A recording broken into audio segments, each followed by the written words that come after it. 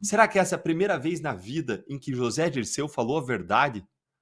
O Mensaleiro ele fez uma confissão horripilante, é de deixar de cabelo em pé. A situação do Brasil hoje é absurda, é tão insana que nós temos alguns dos maiores criminosos corruptos da história do país, não apenas soltos, não apenas de volta ao poder, mas falando abertamente sobre como eles são criminosos, sobre como eles são corruptos, como eles não ligam para isso e como eles estão no poder, vão continuar no poder e você que está aí nos assistindo vai ter que aceitar tudo calado, sem falar um ai. E pior, vai ter que continuar trabalhando para pagar seus impostos que sustentam toda essa corja, os mesmos impostos que eles desviam depois para enriquecer ou para perpetuar o seu poder. Eles não têm mais vergonha, eles não têm mais pudor, eles não têm mais medo, eles não têm mais receio de qualquer reação da sociedade. Eles sabem que já está tudo dominado, que a grande imprensa está do lado deles, que o STF está em lua de mel com o governo Lula e não vai punir nenhum deles, pelo contrário, vai garantir a sua impunidade.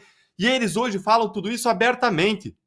O STF, do grande guardião dos direitos das pessoas, virou o grande guardião da impunidade dos corruptos do Brasil. Assiste aqui comigo esse vídeo inacreditável do José Dirceu confessando tudo isso. Dá play aí, por favor, produção.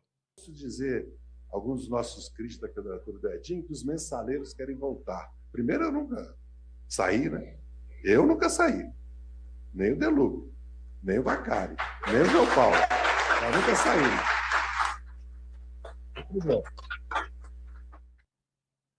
Você sabe qual foi o contexto dessa fala do Dirceu?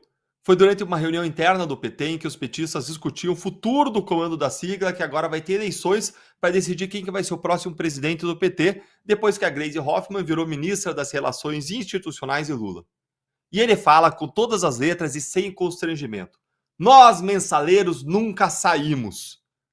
Essa pessoa é alguém que foi preso e condenado no mensalão, um esquema de suborno de parlamentares que foi multimilionário, passou de 100 milhões de reais a movimentação, em que o governo Lula corrompeu a democracia ao comprar os votos dos parlamentares, ao comprar apoio ao governo com propinas, comprava voto, mudava a votação, os destinos do país com base em pagamento de dinheiro, corrupção.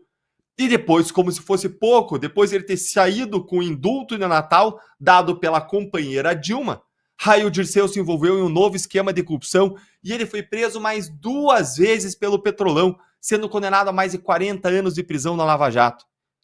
É alguém que viveu uma vida dedicada ao crime e à corrupção, segundo as condenações do Mensalão e as acusações e condenações da Lava Jato. As da Lava Jato que depois foram todas anuladas pelo STF, dando a ele a condição de inocente. Aí eu quero te fazer algumas perguntas, vai me respondendo aí nos comentários. Em primeiro lugar, você consegue imaginar como deve ser o caráter de alguém que se identifica com orgulho como mensaleiro? Ou melhor, a falta de caráter, né? Porque para alguém ter orgulho de ser conhecido como mensaleiro, ou seja, como corrupto, só pode ser alguém sem caráter algum. Só pode ser alguém sem nenhum tipo de bússola moral, de valores, princípios. Alguém preocupado apenas com poder, com dinheiro e mais poder e mais dinheiro. Como o próprio Dirceu disse uma vez sobre os métodos do PT. Nós vamos tomar o poder, o que é diferente de ganhar as eleições. E em segundo lugar, quem é um dos grandes responsáveis por tudo isso? É o STF, que soltou essa gente inteira, que recentemente anulou todos os processos criminais e condenações desse mesmo José Dirceu, que agora está aí, livre para falar essas atrocidades, essas baboseiras, essas coisas que ofendem o nosso senso moral mais básico, e inclusive livre para se candidatar no ano que vem. Ao garantir impunidade para essas pessoas, o STF estimula esse tipo de comportamento, em que o notório criminoso, um corrupto condenado, se apresenta com orgulho como alguém corrupto. É, a inversão total e completa de valores da nossa sociedade acontece diante dos nossos olhos. É o desvirtuamento, é a destruição, é a corrupção moral completa do Brasil. E aí, sinceramente, eu não sei o que é pior. Se é o Dirceu falar isso dessa forma, ou ver todas as pessoas ao redor batendo palmas, concordando, celebrando, glorificando o que ele falou. Esse é o PT. É um partido que nunca se envergonhou de manter os seus quadros criminosos condenados, que o partido sempre celebrou e protegeu como guerreiros do povo brasileiro.